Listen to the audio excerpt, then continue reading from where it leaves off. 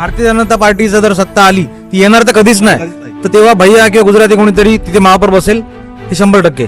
पण तुम्हाला काय वाटतं? मला वाटतंय हिरद्यात मशाल आणि सागर बाबा यांचा विजय असो. तर एवढंच म्हणणं आहे की आपण स्वबळावरतीच लढायचं. त्यांना ऍटलीस्ट त्यांना आपली ताकद तरी दाखवून द्या की शिवसेना उद्धव बाळासाहेब ठाकरेची ताकद काय आहे.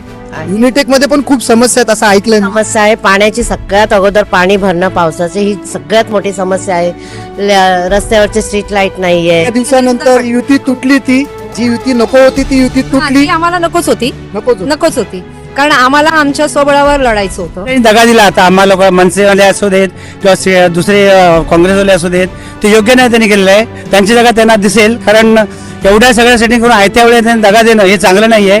दोन ठाकरे बंधू एकत्रित आल्यामुळे मराठी माणसाला याचा किती फायदा होणार? खरं म्हणजे ही युती खरोखर अगोदर व्हायला हवी होती, पण खूप लेट आमची युती झालेली आहे. पण त्याचं इम्पॅक्ट आज आपल्याला वसई तालुक्यामध्ये बघायला दिसत नाही. जर या ठिकाणी मनसेने आपल्याबरोबर जर युती केली असती तर पूर्ण महाराष्ट्रामध्ये एक चांगला मेसेज गेला असता. टॉप 10 महाराष्ट्र न्यूज चॅनल मधून मी दीपक कोटेकर. वसई विरार शहर महानगरपालिका निवडणुकीला आता खरी रंगत आलेली आहे. आज आणि उद्या उमेदवारी अर्ज भरण्याचा शेवटचा दिवस आहे. शिवसेना उद्धव बाळासाहेब ठाकरे गटाच्या काही उमेदवारांनी आता उमेदवारी अर्ज भरण्यासाठी या ठिकाणी हजेरी लावलेली आहे. आपल्या सोबत या ठिकाणी महिला शिवसैनिक आहेत. ताई, काय सांगाल, आता कशा प्रकारचं वातावरण आहे तुमच्या पक्षामध्ये? आमच्या पक्षामध्ये खूप आनंदाचं वातावरण आहे. आम्ही आमच्या चिन्हावर लढतोय याचा आम्हाला अभिमान आहे. आणि माझं म्हणणं एवढं, आम्ही इतकंच सांगू इच्छितो की आता या येणाऱ्या निवडणुकीमध्ये आमचेच दादा निवडून येणार, सागर दादा निवडून येतील आणि शिवसेना उद्धव बाळासाहेब ठाकरे पक्षाचा झेंडा नेहमी अटके पार असेल. यापूर्वीची ग्लोबल सिटीची काय परिस्थिती होती?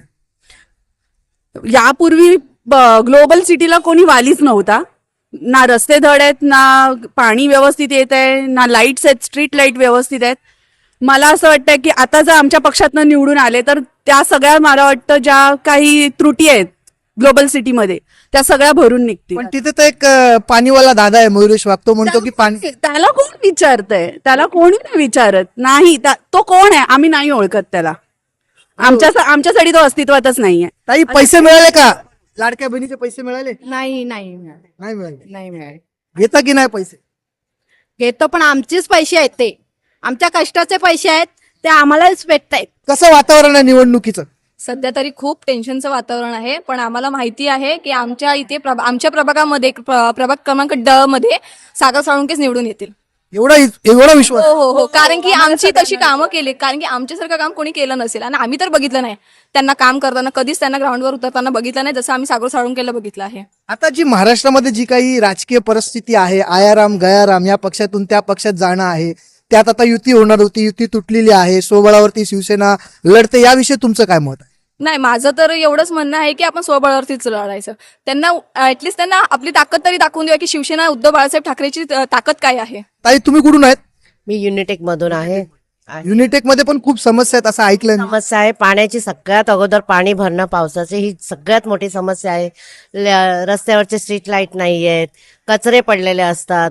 आता आमचे जे नेते आहेत येणारे, ते आता आमच्यासाठी काही ना काही सगळ्यांसाठीच करणार आहे, आम्हाला ठामपणे विश्वास आहे आणि तो विश्वास आमचा कायम राहील त्यांच्यावर. उद्धव ठाकरेंविषयी काय सांगाल? कारण अलीकडे आपण जर पाहिलं तर 3 वर्षापूर्वी महाराष्ट्रामध्ये पक्षफुटी झाली. बाळासाहेब ठाकरे यांचे पुत्र उद्धव ठाकरे आणि आता राज ठाकरे एकत्र आले, त्याच्याकडे तुम्ही कशा प्रकारे बघता?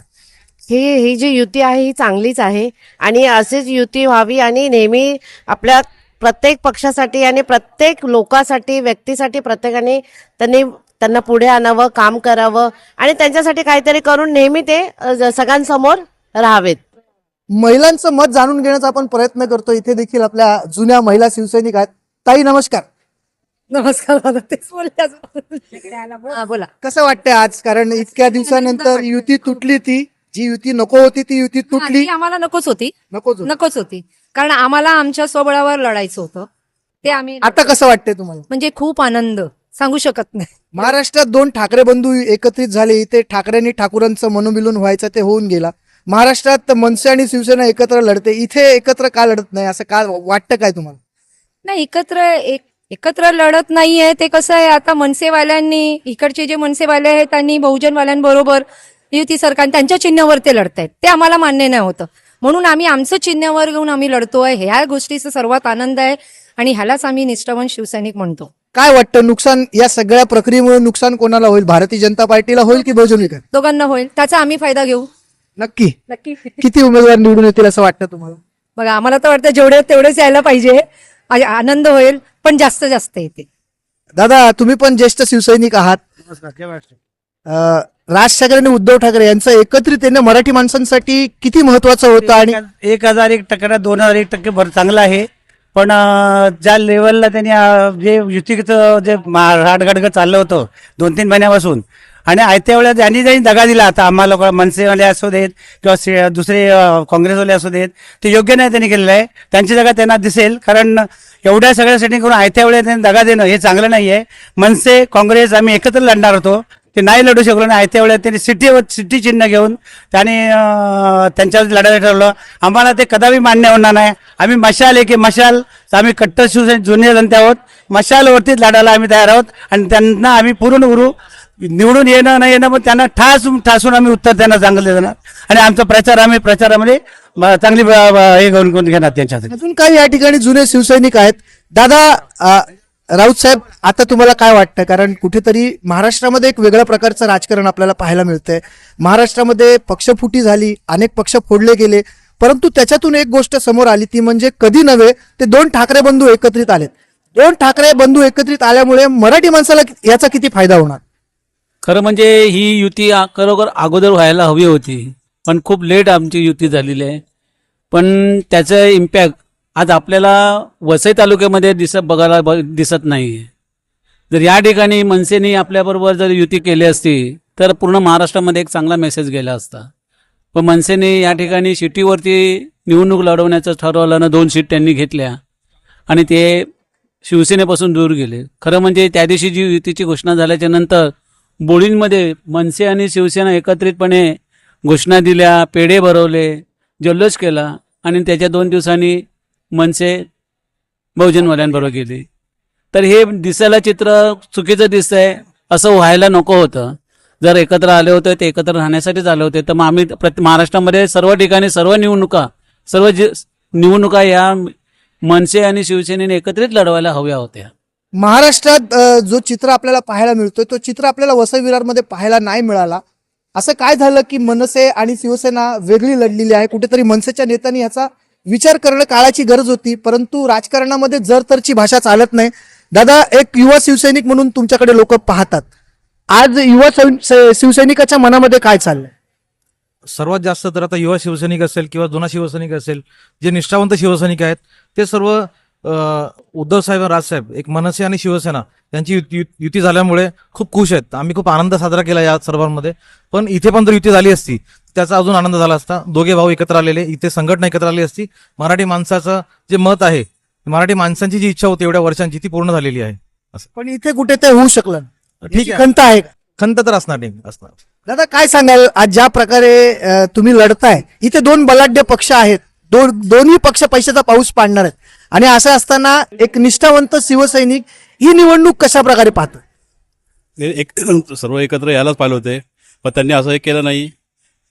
ज्या आपल्या चिन्हावरती आपल्याला जे लढत होते लढायला पाहिजे होतं, तसं झालं नाही. पण मशालवरतीच आपण लढतोय आणि दोघे भाऊ एकत्र आल्यामुळे सर्वांना फायदा होईल. मध्यंतरी जी पक्षफुटी झाली, आमदार, खासदार, मंत्री, संत्री सगळे पक्षाला सोडून गेले, परंतु निष्ठावंत शिवसैनिक हा शिवसेनेतच राहील. शिवसेनेलाच राहिला तो आणि कुठे जाणार नाही. जे शिवसैनिक शिवसेनेलाच राहणार. मशाल मुंबईचं काय वाटतं? मुंबईचा महापौर कोण होईल? आपला मराठीच होणार.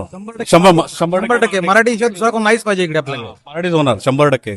जर ते भारतीय जनता पार्टीचा जर सत्ता आली, ती येणार तर कधीच नाही, तर तेव्हा भैया किंवा गुजराती कोणीतरी तिथे महापौर बसेल, हे 100%.